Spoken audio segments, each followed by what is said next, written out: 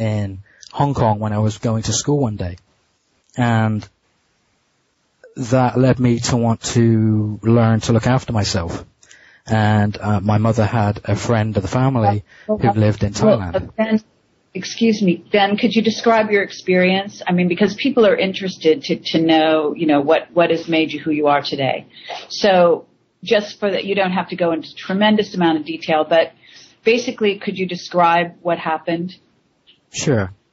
I was walking, because of the zoning in some parts of Hong Kong, they still have, back then they still had a big, significant British presence. They had British colonies everywhere where there was just British people living.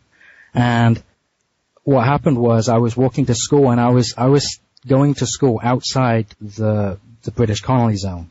So on my way to school one day, some of the local street kids stopped me, obviously asked me for some money. They just didn't like the fact that I was different, and they attacked me, and they hurt me pretty badly. They broke my legs. And that was the point where I knew I had to do something and look after myself. My mother and father weren't the kind of people to say, well, walk away or just get over it and deal with it. They wanted me to be able to stand up for myself as well. So that's when my mother put us in touch with a friend of mine, or a friend of my mother's in Thailand, and everything started rolling from that point onwards towards what happened. So we moved over to Thailand just for a little holiday at first. It was only just to visit, to see if I liked everything that was going on, and the guy lived in a Muay Thai camp. It was a Muay Thai camp on the Thai-Laos border. Beautiful place, lots of people, lots of it was very friendly at first. At first, it all seemed like a really good experience, and it was what I wanted. I wanted to be able to do this, and I promised my parents I would still continue my schoolwork, and I got to go to school in some of the little parts there, and that's basically where I stayed. It was in Vientiane, just south of Laos, but just north of Thailand. And that's where I spent most of the time. I stayed there. I'm sorry? You speak a couple of languages, don't you? Yes. Yeah. Sorry, I speak Thai. I speak Malaysian, Indonesian, Mandarin, and Cantonese. It's amazing, and those are not easy languages to learn. Is it because of your childhood that you were able to pick them up? Yes.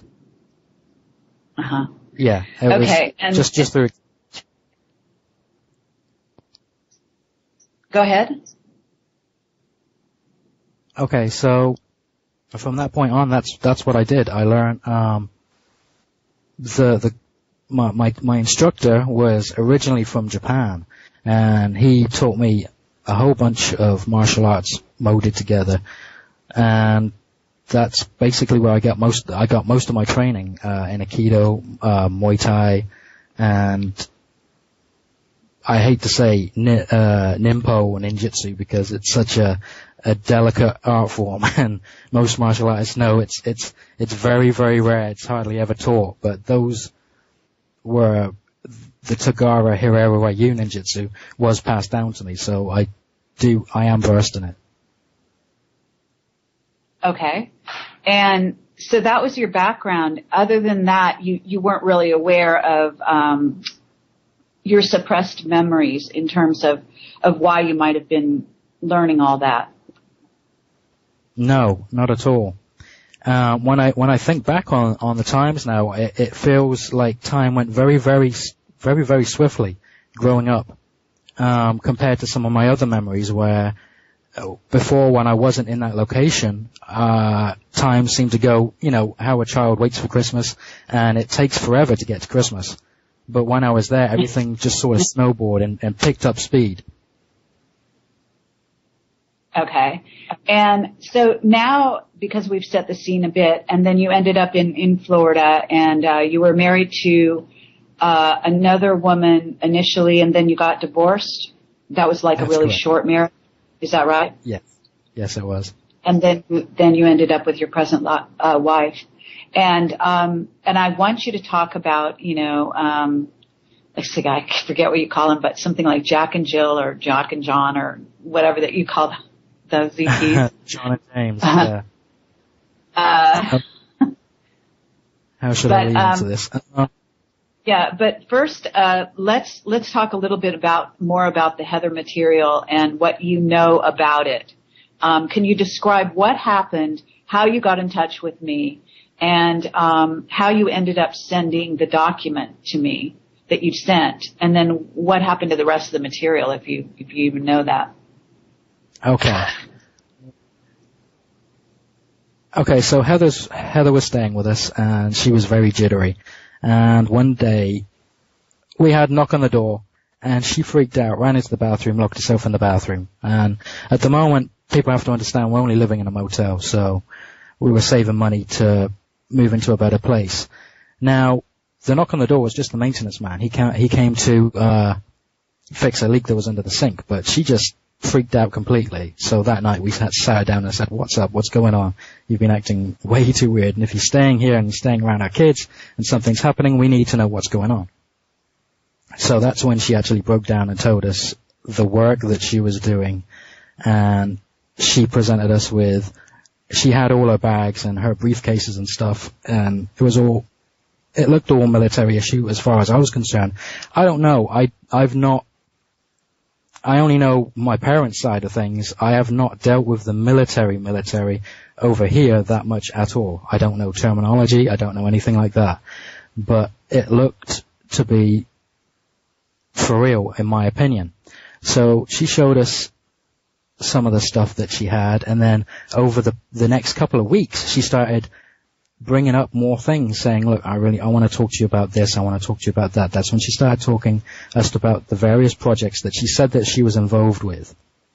And it was very disturbing. I didn't like it, but the woman had nowhere else to go, so I didn't see that we had too much of a choice. What little family that she does have here is, from what we've seen, they're not going to help her very much. She was very much estranged, but she didn't want to talk about it. My wife said she knew what happened about it, with some abuse with the father or something, and she didn't want to go into it. So I never pushed that issue. I see. Can you tell me a little bit about Heather in terms of her personality, and also do you have any idea what her job was, what her qualifications were for her job? I know that she did really well at school.